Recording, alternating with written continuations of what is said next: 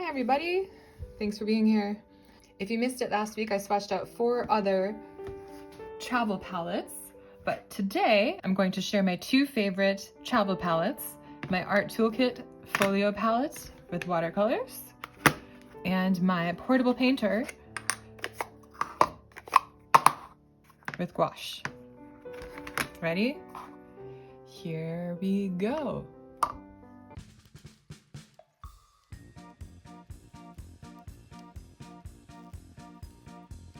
So I am finally going to make some changes to this palette.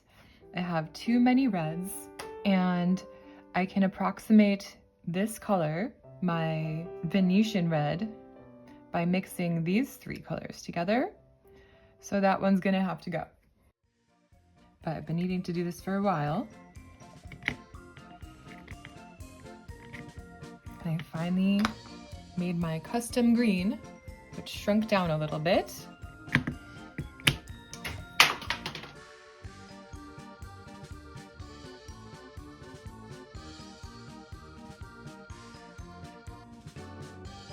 No matter what your favorite color is, you'll probably go through yellow faster than anything else because it's not as strong of a pigment as reds and blues usually.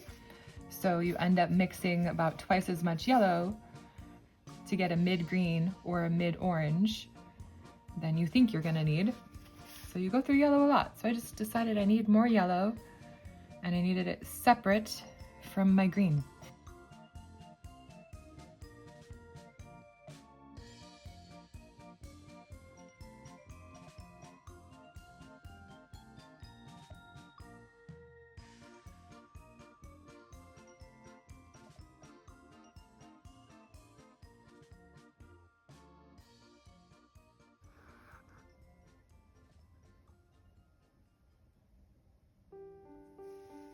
Okay, here we go. Swatching my portable painter gouache palette.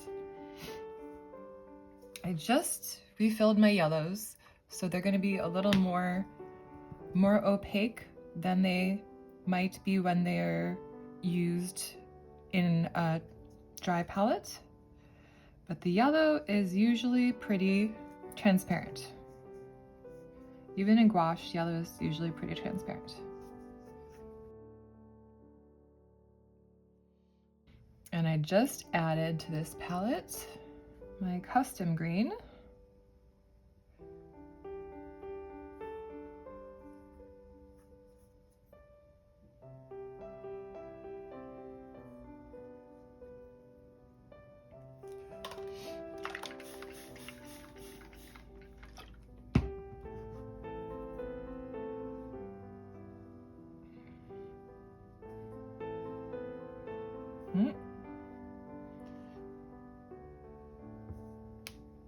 You can always give it another coat if it's not opaque enough the first time.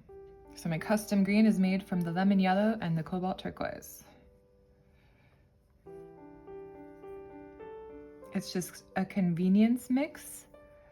It's so I don't have to mix these 2 and dirty these wells when I need a lot of green. And I need a lot of green lately because it's summer and I'm painting a lot of green things.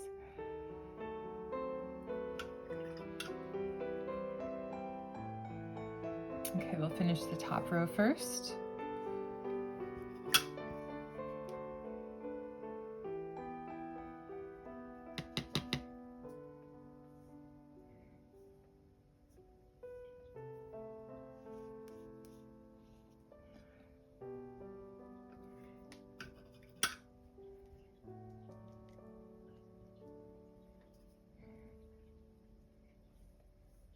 I tend to organize my palettes chromatically.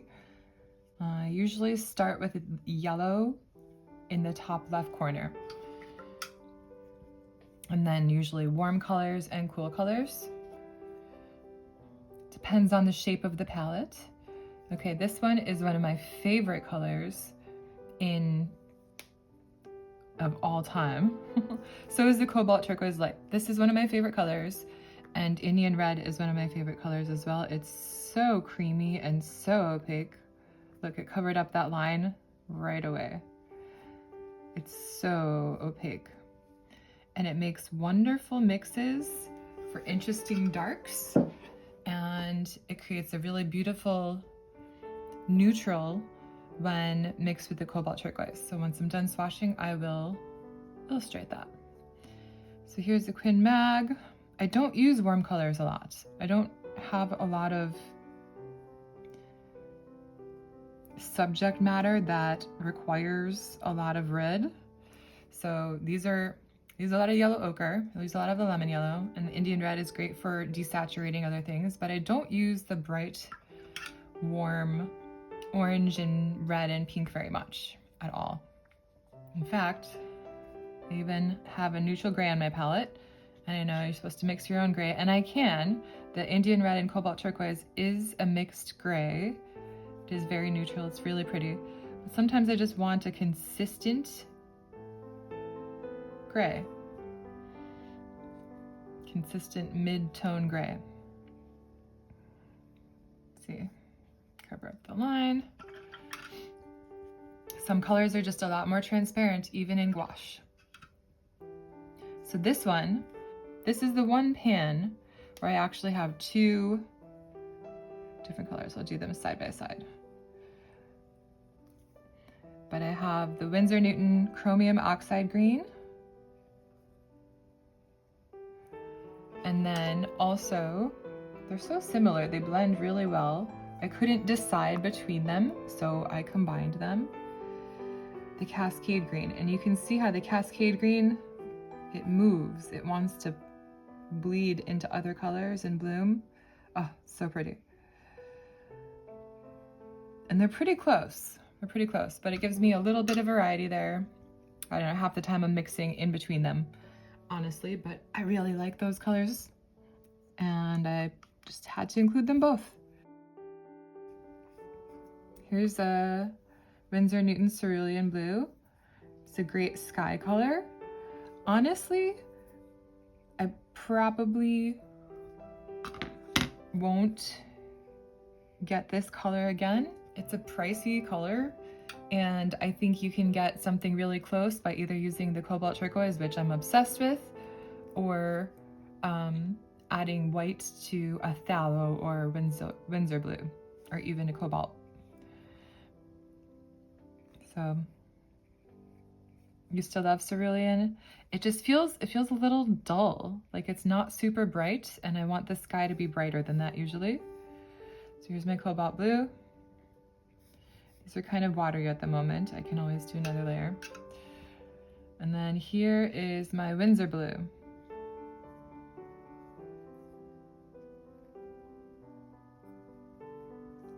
It's very dark. It's like a dark phthalo blue, basically.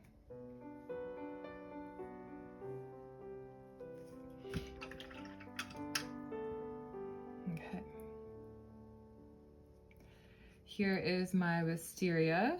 I got these in watercolor and I love them so much. The watercolor also has white in it, so it's very similar to gouache.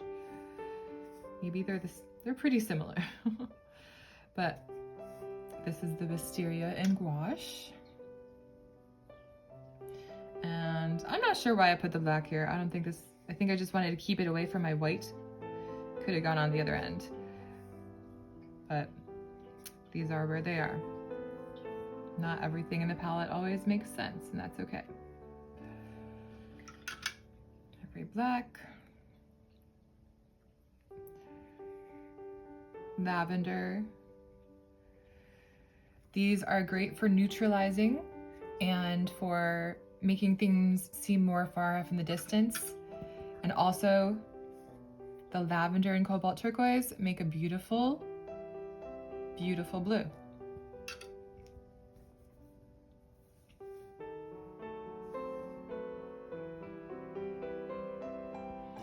And then it's just white.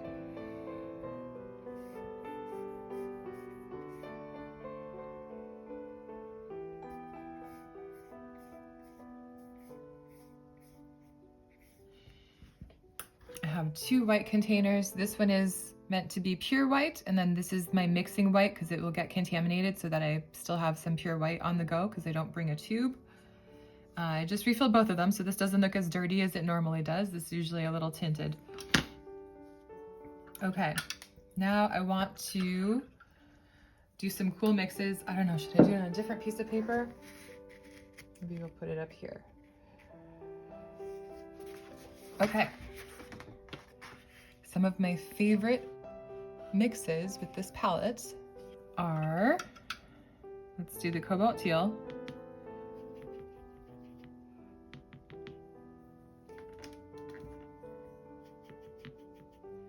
And some Indian red.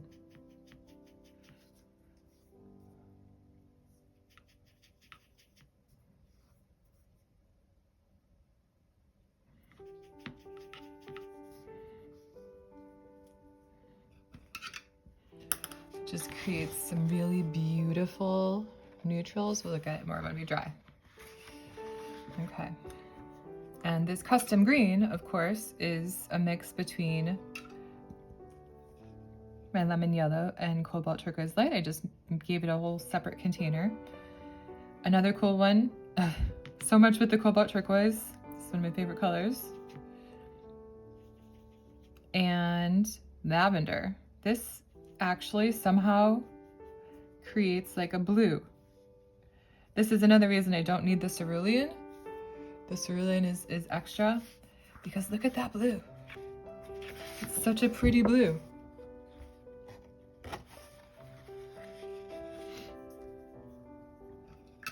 So I'll put the colors I'm mixing here on the side. The Indian red and cobalt teal, gorgeous. This again is the cobalt teal and the lavender. Let's see what we can make with the cobalt teal and wisteria.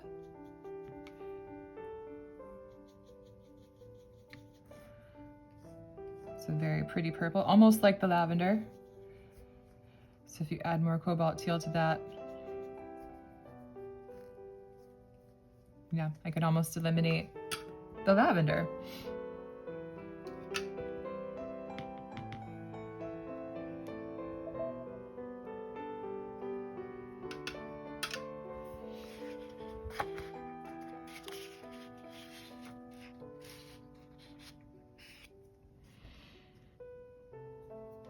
Okay, and the other reason I don't think I need a cerulean blue is because if I take my Winsor blue and some of my mixing white,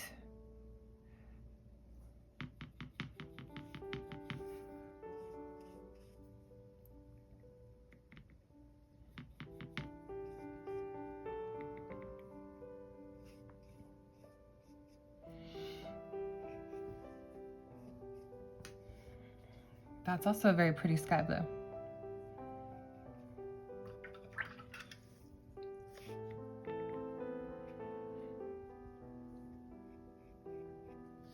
Oh yeah, the Indian red, good for so many things.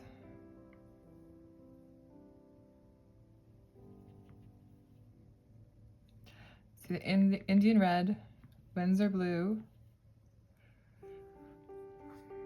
That's a beautiful dark. You can shift it more towards red, so it's like a good color for, good way to make brown. Adding a little yellow ochre there, that's a nice limited palette.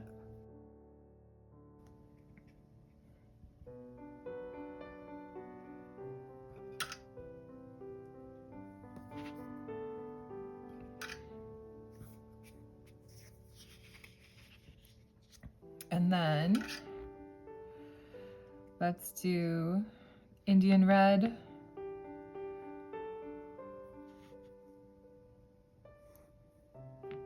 Winsor blue, and this green. And we get a lovely dark muted green.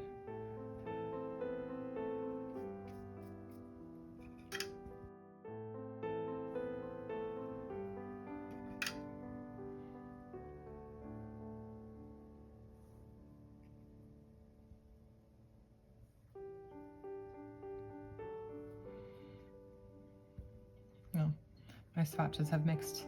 Oh well, those are some fun mixes. I really love the options with the cobalt teal and the Indian red. Those two really make the palette. And my custom greens.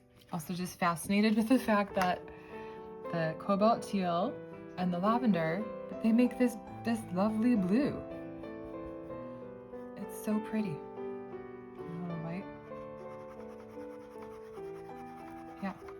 So that's a pretty good sky color too. I wanted to explain, so I added my bright green and I removed my Venetian red, which I love.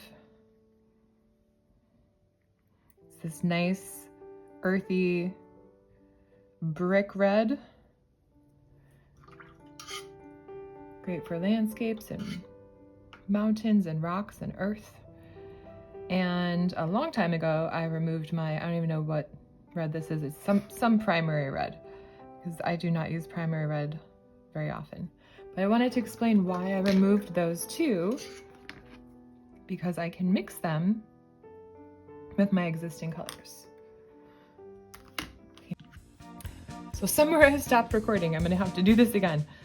This is my second portable painter palette, and I basically just use it for holding pans that I am not currently using. So let me explain why I removed my primary red and my Venetian red. So I somehow forgot to record this. I pressed the wrong button, but this is the original Venetian red. I'm going to swatch them out all over again. This is my Venetian red. Nice brick red, great for landscapes and earth colors. And this is my primary red. I'm not even sure what brand that is. But believe it or not, these on the bottom here are mixes between my quinacridone magenta, Indian red, and my permanent deep yellow. It's basically almost orange. So I'm gonna show you.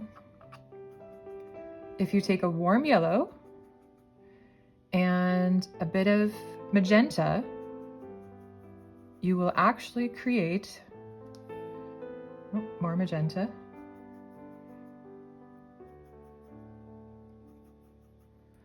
You actually create something very close to a true red.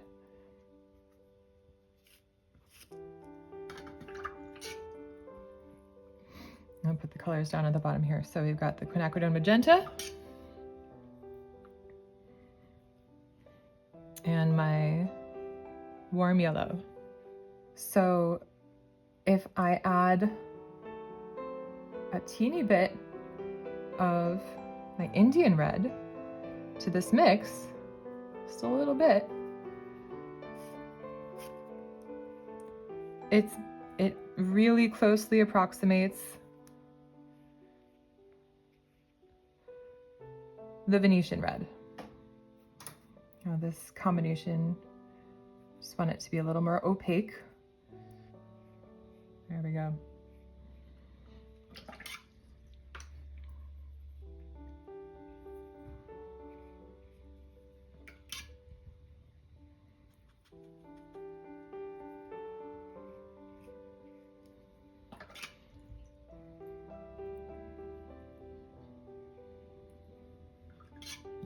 I love the Indian red, it's gorgeous.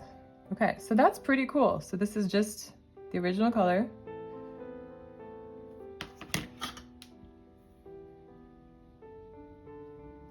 And the mix. Let those dry a second and come back and you'll see how close they are.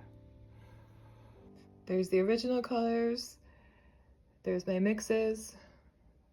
That's pretty close. That is it for my portable painter gouache palette.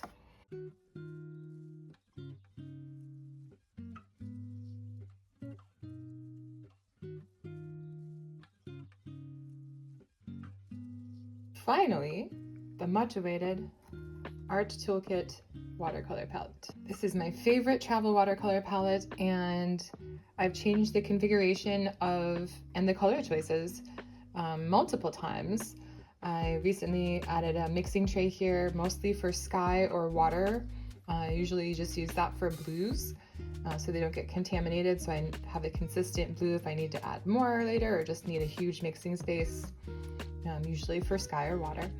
And I'm excited to swatch this out for you. Just sprayed it down. Everything is nice and juicy. So this was one of my first Art Toolkit Folio Palette configurations. I just want to show you what it looked like before. And also the two small ones have changed a lot. I used to have a lot smaller, I used to have a lot more colors and a lot smaller pans, and it became overwhelming. But I do keep track in my sketchbooks, especially travel sketchbooks like this one I discussed in previous videos, plein air sketchbook. This is also what my gouache palette looked like at that time, and it's been pretty consistent actually. Haven't changed a ton there. This was from 2023, so almost 2 years ago. This one has barely changed at all, and these three, my Art Toolkit palettes, have changed a lot.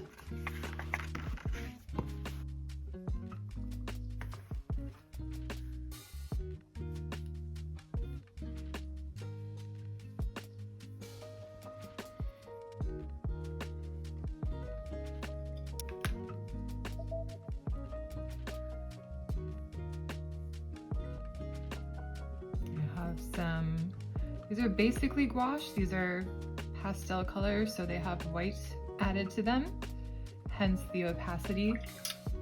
So if you don't know what the difference between watercolor and gouache is, gouache usually has less filler. Like the binder in watercolor is typically gum arabic, sometimes honey. There are other binders, but gouache has more pigment and less filler. Gum arabic can be really shiny. I don't love that. The more I use gouache, the more I really appreciate the matte quality of it.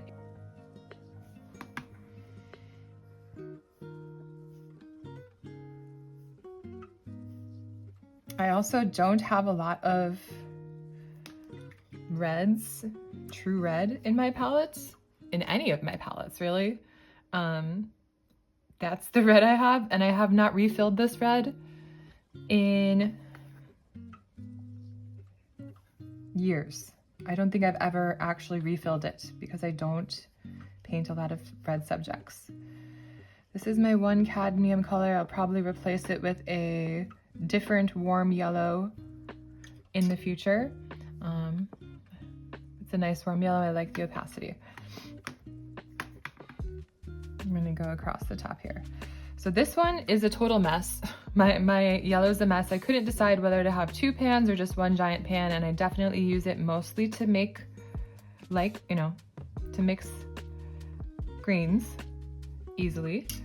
And it's a combination of two, possibly three different yellows that are close to each other. So I believe this is a Daniel Smith Lemon Yellow watercolor and a Winsor Newton Bismuth Vanadate, which is a really bright and pretty opaque yellow.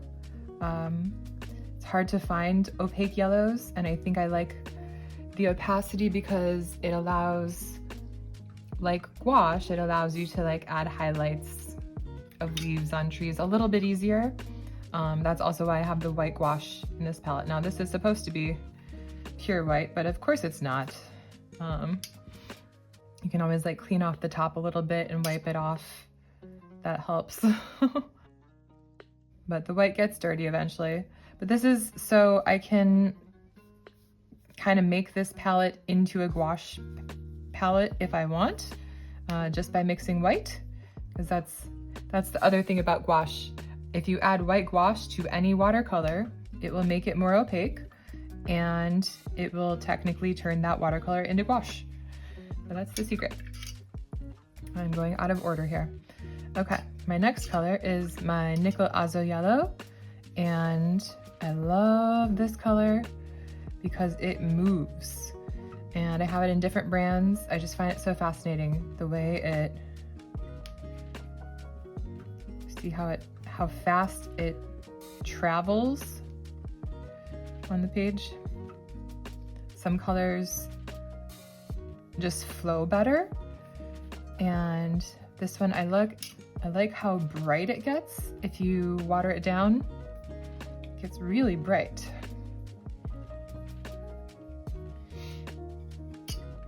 So it looks quite different than it does in the palettes. And I find that more with watercolors than gouache. They tend to be really concentrated and they don't always look like they do on the paper when they're in the palette.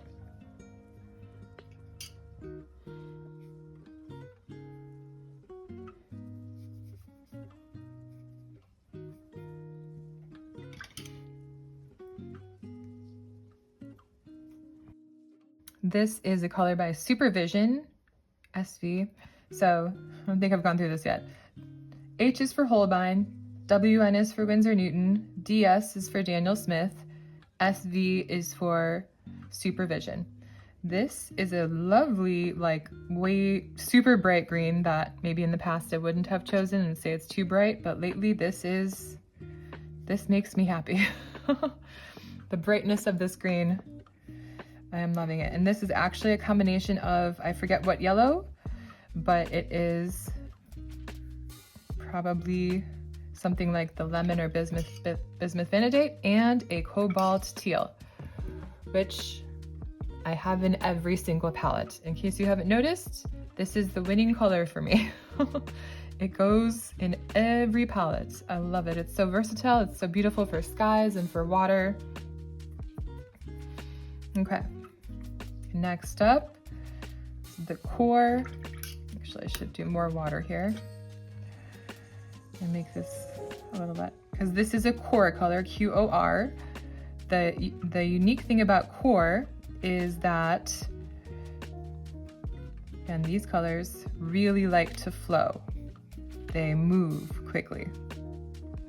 So it's kind of like Cascade Green, which is another great color, which I have had in this palette, but I removed it. I used to have Cascade Green and it was a difficult choice, but I removed it because I have it in my gouache palettes. So I still have it somewhere. So with the colors like core that move really fast, they're great for wet into wet. I'm not swatching all of these colors exactly the same. Some of these more granulating colors like to be, I don't know, pushed around, like vary the water consistency, vary the paint consistency, get more interesting textures there.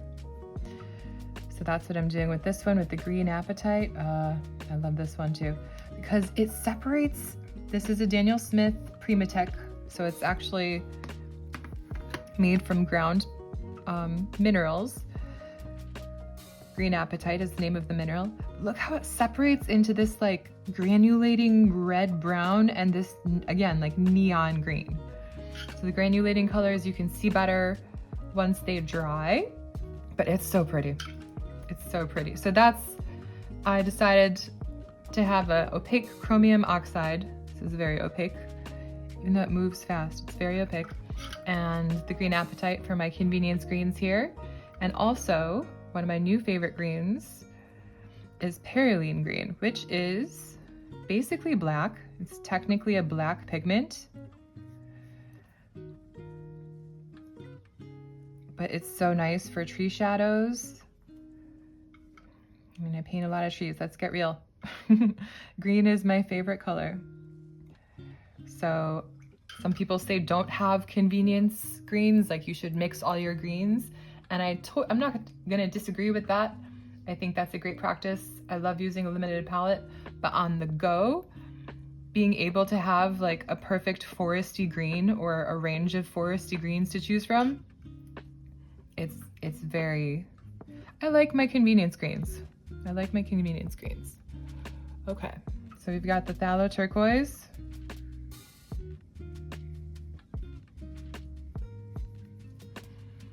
That one is a very powerful color. I don't use it very often. It's great for water, like tropical water especially. It's good in mixes. Very transparent. The phthalos are very transparent, very staining. This is a phthalo blue. Again, I think this one is so powerful. I have never refilled because it's so powerfully pigmented. It's so strong, such a little bit goes such a long way. And I bought a huge tube of phthalo.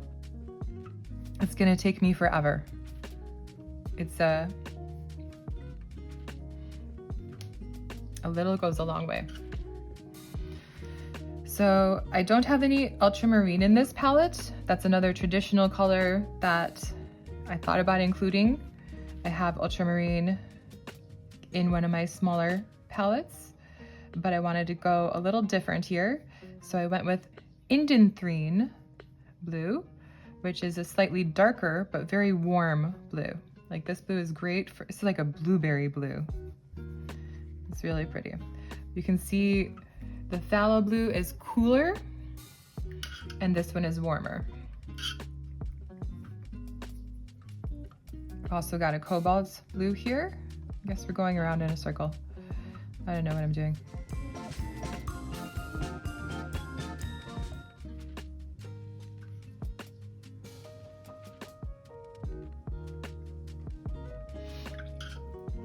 And this is it was Daniel Smith Cobalt. This is a Holbein Horizon Blue. It came with the Brilliant Pink in a pastel kit, in a pastel set. And this, it does have white, but sometimes I want to touch up a sky, like opaquely go through the leaves of the trees. And I really like it. It's like a perfect sky color. So this has become my cerulean. Yeah, I think it's really pretty. Okay, the star of the show, the cobalt teal, must have in everything. I don't know what brand this is. It's like a combination of brands at this point, because whenever these big ones are getting low, I just grab a tube and refill them. And I have cobalt teal and potter's pink in multiple brands. And I love them all. I'm not gonna say I have a favorite. I just love these colors. I like to see the slight variations across brands. I love them. Cobalt teal. So wonderfully granulating. Okay, here's another Holbein pastel. This one's really nice for sand or skin tones or mixing like lighter neutrals. Again, this has white in it. It's like a nice sandy color. It's called Jaune Brilliant #1. And then we've got the Daniel Smith Buff Titanium. This is very nice and opaque. I almost want to get it in gouache, but I feel like it would be it'd be very similar. And I've got a whole tube of this, so maybe I'll try the gouache eventually. But I love this color. Again, great for sand, great for earthy, just muting colors down a little bit, great for earthy textures. You can tell the size of the pans are directly related to how much I think I'm gonna need this color and how much I don't want to refill it. So Potter's Pink, this one I think I refill the most because it goes with absolutely everything. It's so beautiful, it's so earthy, it's so granulating, and I'm not, I don't use a lot of red, but and add it to anything for texture, for like rocks or bricks or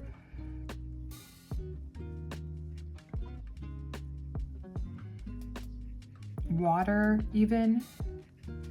Potter's Pink. And I'm gonna show you a few mixes. I thought the mixing tray that is reserved for blue, you know, sky usually, I'll do a couple mixes there when I'm done. Next up, Daniel Smith Hematite Violet. I don't use this one too much.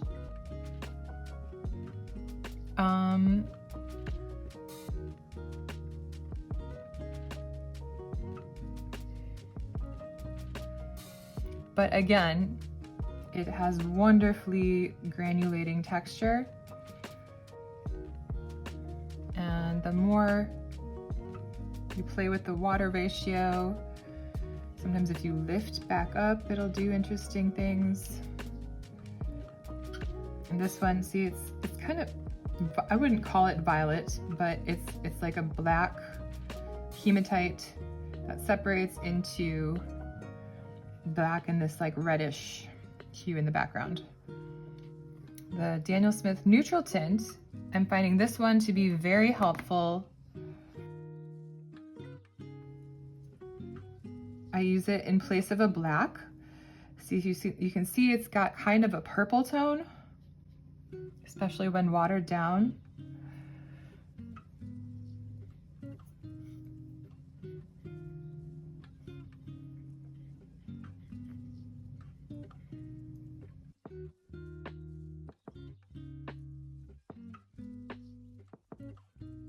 And if you use regular black to darken colors, you're gonna dull your colors. It's good to use complementary colors. Also, if you try to make a yellow darker with black, you're going to make green. It's an interesting thing that happens with color mixing, but yellow and black tend to look green. So this, because this is purpley, it's really nice for darkening yellow and orange tones without shifting that color towards green. Okay, it's interesting how I've gone about this swatching. I intended to go row by row, but I'm actually leaving my warm colors for last. So here we are, all out of order, but it's fine. Here is the Daniel Smith Goethite. This again is another super granulating color. As you can see, I am kind of obsessed with granulation. It's so beautiful. And this is kind of in place of a raw sienna or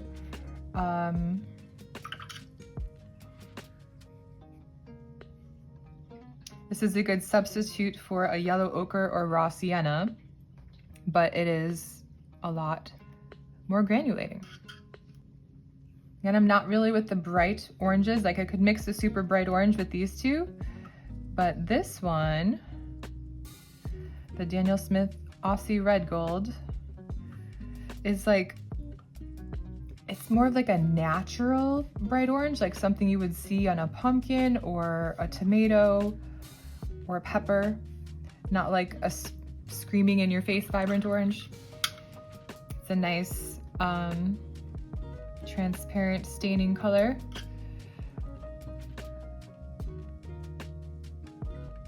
And here's the color I use least. I've never refilled this, not once. So here is, I think it's a Van Gogh watercolor. It's just a mid-red. It's called Permanent Red Light. It's decently opaque. And that's the most I've used that in months. Just to swatch it. Just in case I see a barn or something, like a red barn. I want to paint an apple, but I don't use red a lot. This one is fantastic.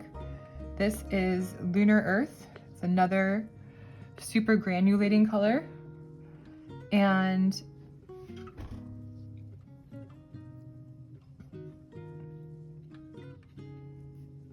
trying to get some variation there. Maybe I should use a smaller brush. But it's so granulating. It's so wonderfully granulating. And this is so that's a substitute for yellow ochre, but granulating. This is a substitute for burnt sienna. Very close to burnt sienna. Okay. This one is interesting.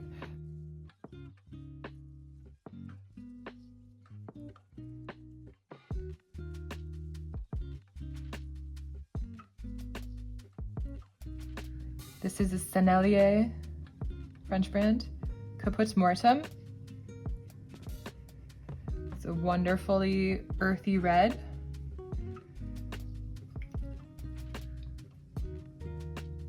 And then I've got a darker earthy violet, the Daniel Smith Perylene Violet, which is a related color to the Perylene Green.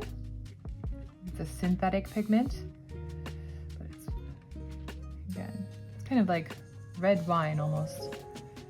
It's wonderfully, I don't like bright red. I really don't use that much in nature, but these are great for trees and earth and rocks, and they're just more colors you would see more in nature. Okay, now I'm going to show you some of my favorite color mixes here ever. I love mixing cobalt teal with so many things, and lately that's why I have these two huge square pans here, because I want to put these with pretty much everything. So here I have mixed my cobalt teal and my potter's pink. You get wonderful, beautiful variation here throughout the whole range with these two. It's just such a beautiful combination.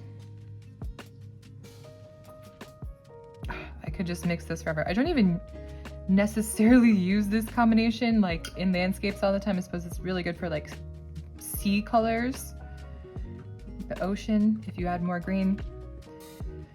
It's really, see, there it is. We got that neutral gray, and there's my gray. There's my neutral gray. Actually, if I want to neutralize it even more, these three make a wonderful granulating neutral limited palette. So once I add the buff titanium here, oh, look at that beautiful, it's perfect for rocks. If I want a little bit more warmness to it, add the goethite.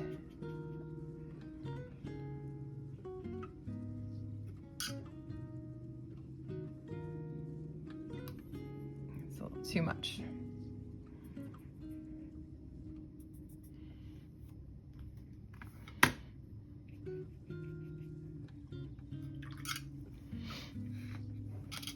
And let's see, the cobalt teal and my Caput Mortem. This is very close to my Indian red, which is my other, the two pigments I wanted to include most in this palette that I didn't, are my Cascade Green and my Indian red. And because I have them in my gouache palette that I use most frequently, and I also have them in my backup gouache palette, yes, I have them a lot, I decided I could leave them out of this one, so it's okay. But the Caput Mortem is very similar to the Indian red. And again, I love how neutralized, what a beautiful neutral this is with the cobalt teal.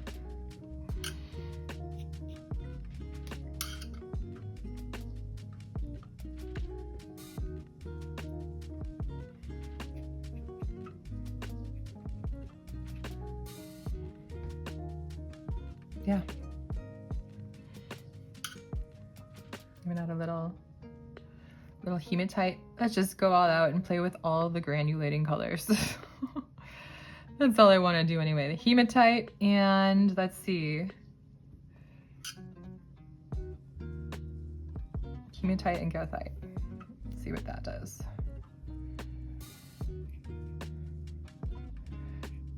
Nice and earthy.